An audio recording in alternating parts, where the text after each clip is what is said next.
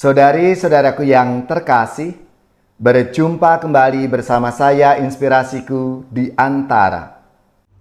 Renungan Harian Jumat 8 Mei, Pekan Paskah yang kelima.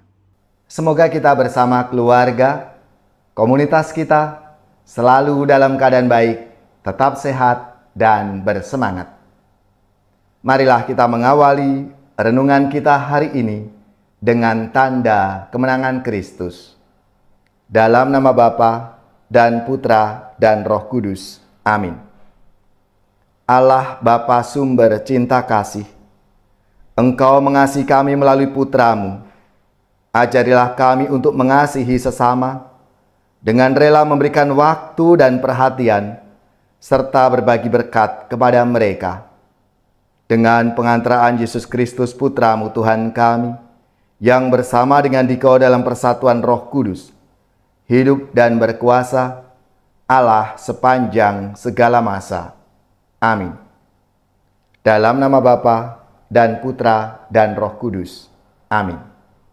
Inspirasi kita hari ini dari Injil Suci menurut Yohanes bab 15 ayat 12 sampai 17. Marilah kita baca bersama-sama dan kita renungkan. Dalam amanat perpisahannya, Yesus berkata kepada murid-muridnya, "Inilah perintahku, yaitu supaya kamu saling mengasihi, seperti aku telah mengasihi kamu. Tidak ada kasih yang lebih besar daripada kasih seorang yang memberikan nyawanya untuk sahabat-sahabatnya.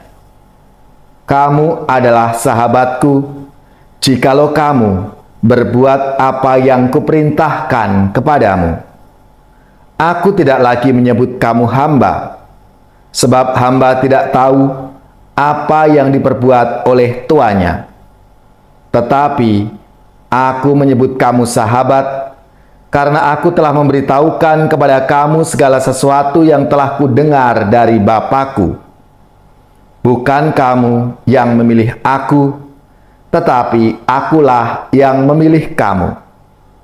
Dan aku telah menetapkan kamu, supaya kamu pergi dan menghasilkan buah, dan buahmu itu tetap, supaya apa yang kamu minta kepada Bapa dalam namaku, diberikannya kepadamu.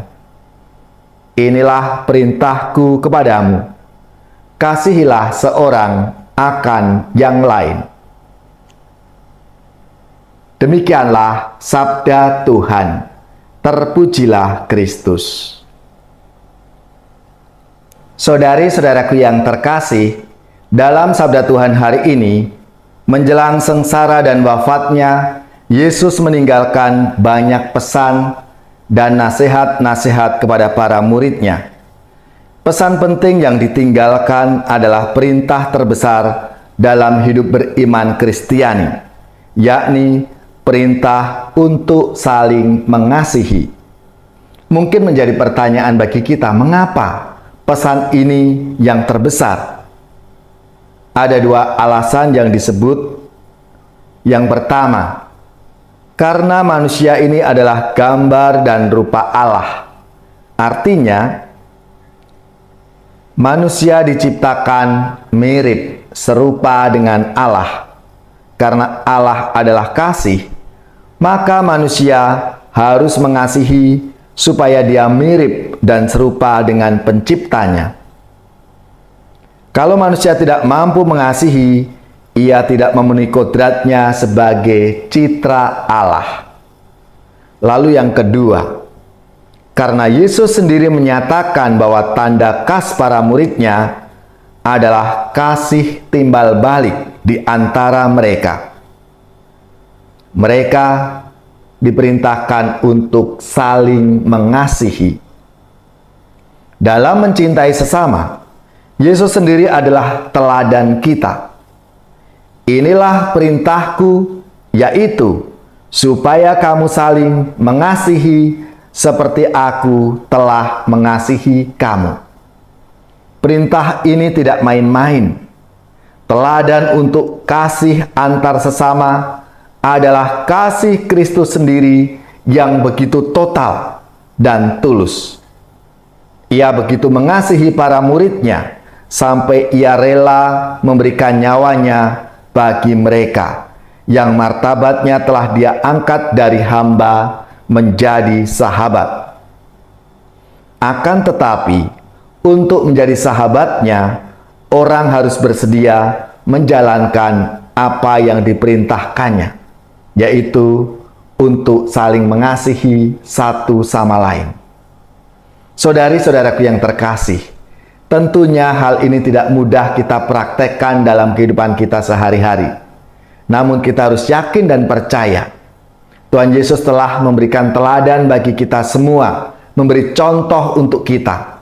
Maka mari kita mencontoh, meneladan Tuhan kita Yesus Kristus yang telah memberikan dirinya untuk kita, mencintai sehabis-habisnya diri kita umat manusia ini.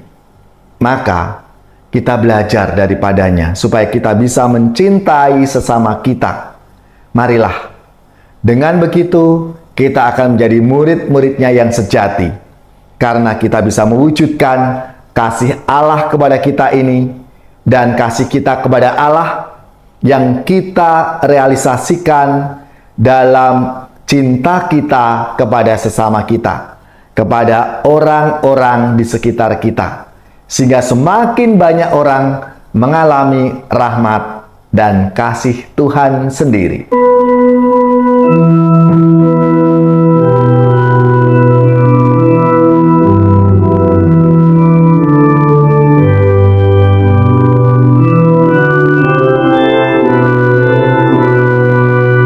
Curahkan rahmat dalam hatiku, ciptakan hati dan semangat baru. Engkau kusucikan dan kubersihkan dari cinta diri. Engkau kuhidupkan dan kukobarkan cinta di hati. Curahkan rahmat dalam hatiku, ciptakan hati dan semangat baru. Hatimu yang kaku, keras dan beku, ku ambil darimu. Ambillah dariku semangat baru dalam karyamu. Curahkan rahmat dalam hatiku, ciptakan hati dan semangat baru. Saudari-saudaraku yang terkasih, marilah kita siapkan hati kita untuk menerima berkat Tuhan.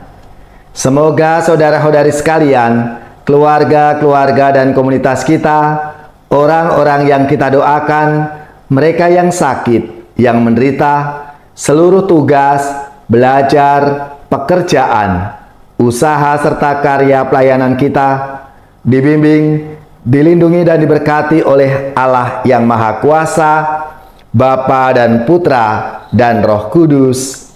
Amin.